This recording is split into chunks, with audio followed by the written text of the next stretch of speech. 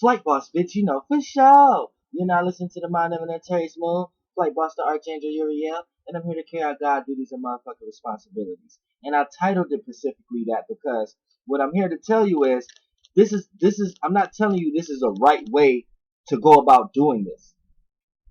But due to the titling, it's funny and it's going to help me explain what the Kundalini is in the first place. Because that's naturally what's happening with the Kundalini.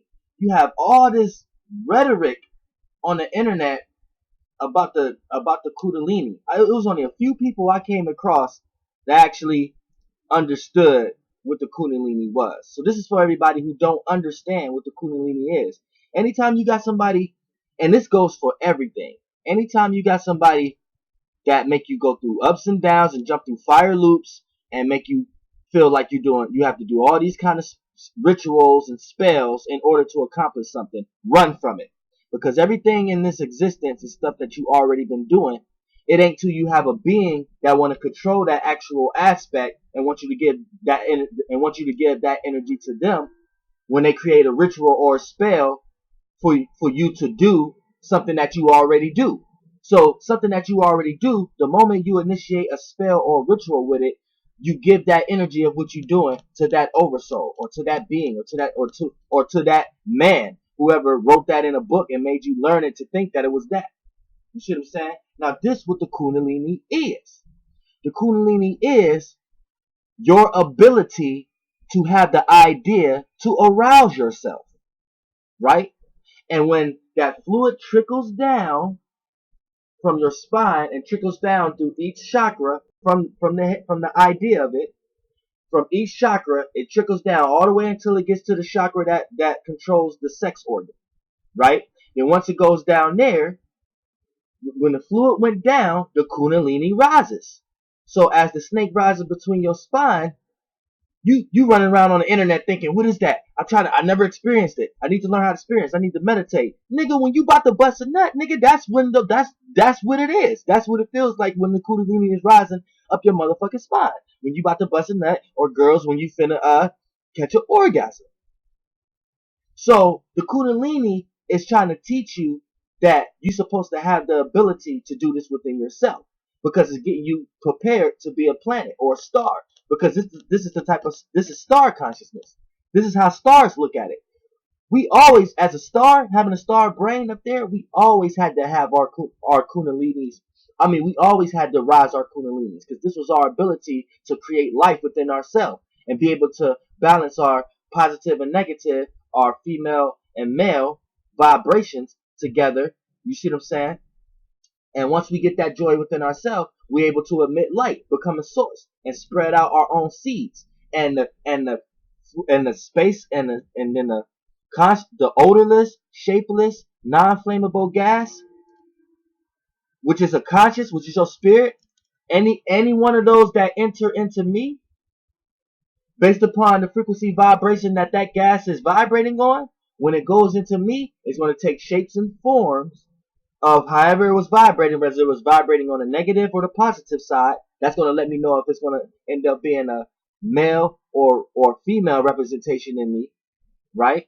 And then at the same time, the color spectrum that the frequency was vibrating on, colors that have meanings. So whatever this frequency vibrating of your conscious gas, whatever meaning it was accumulating, is what color spectrum you're going to take. And that color spectrum is the meaning and representation of the experience that you're going to have to play out through the shape and form of the being that you're in.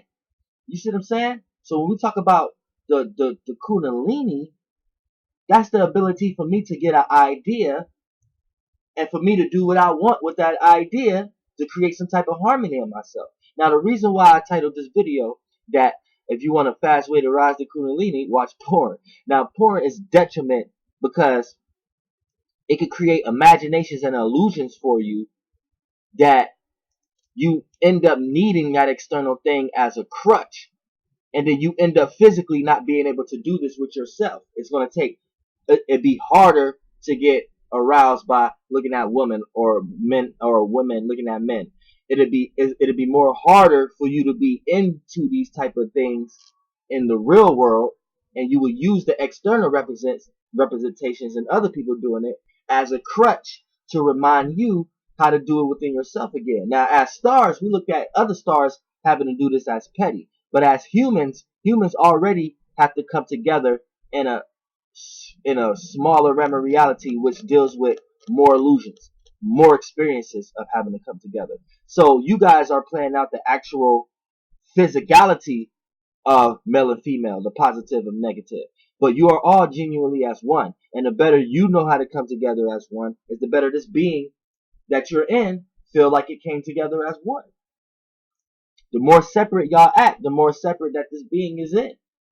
You see what I'm saying? So you have to understand that the Kundalini isn't nothing but the ability to arouse that fluid that trickles down and make that feeling goes up your spine, so in order for you to give off life. Period. Any spell, ritual, anything put around the Kundalini. I even heard people trying to say, this is something to be scared of. The Kundalini is evil. Look, only thing that's evil and sinning is when you overindulge. You're supposed to do everything in moderation. You see what I'm saying? So when you go meditate, right, or when you go sit somewhere and sit back, and you're able to arouse yourself based upon your own imaginations. And it doesn't always have to deal with sex. See, sex is dealing with the sex organ. That's the lower nature. You see what I'm saying? You have to learn how to do these abilities with each chakra. This goes into my one video when I was telling y'all that you need to learn how to cry when you're in joy. Don't just learn how to cry when you're in the lower chakra, when you're in one of the lower chakras that's dealing with desire and passion. And once you don't get that and you experience some type of pain in some type of way, that's the only time you think that's crying is made for. No, learn how to cry using other chakras. You can learn how to cry when you're in pure love, a pure love state. You can learn how to cry when you're in a pure caring and nurturing state, which would be the heart chakra. You can learn how to cry when you're in a pure state of information and just receiving all kind of knowledges and loving and appreciating it. You know what I'm saying? That's how you can arouse yourself up there. You have to learn how to arouse and spin each wheel effectively.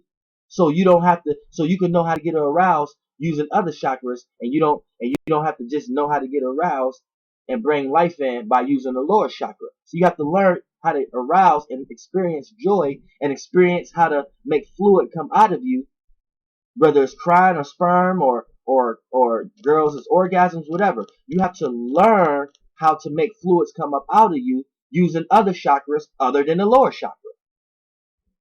But see, you will get a bunch of humans who don't even understand what I'm talking about based upon what they have learned what the Kundalini is and based upon their perception that they made off a perception. But like I said, when you go into everything with a baby mind, you're able to understand things from a new perspective because you're not filtered with all the baggage of all the other losers and lights. But you need to understand that that new perspective isn't actually new. It's actually the original perspective. So this is the original perspective of anything that can come out of that word. So when you have a person who take this natural state and call it Kundalini, then they could put all energy, frequency, vibrations of their own perception on it. So when, regardless of how ancient that man is or how much it known, that person plays as an oversoul to everybody who learned the Kundalini in that way. So all the confusion that comes from the Kundalini comes from that also. Where I'm here to eradicate all that. I'm Dolo the Vampire Slayer. I'm motherfucking the Oversoul Killer. And we're going to kill all Oversouls and go back to the actual energies and the actual locations in space where that actual idea came from, so people can get a hold of their own power and start to realize that they in their own power. And they have the ability to do the abilities, other than thinking that it's something outside of them having to do the abilities first. And you have to understand what's outside of you is the being that you in, and the being can't work in no weak ass motherfucker that's always waiting for shit. The strongest survive, not the weak and not the people who wait. The strongest survive. The being has no use for someone that wants to wait for it to do something, because the being that you in don't like to wait. So it's only going to utilize people who does the things the way it likes to do it. So if you find yourself on the opposite end in any realm of reality in the being that we in, then obviously you're not applying yourself in the way this being's like to apply itself. And just think about how much of the world, aka how much blood cells in this being, ain't going with the being is going. So shit, this being is transforming and killing y'all off just as fast as blood cells dying within you. But y'all don't understand it like that. But you will sit here and try to tell me what the Kundalini is without even knowing what the Kundalini. What you learned was what the Kundalini was.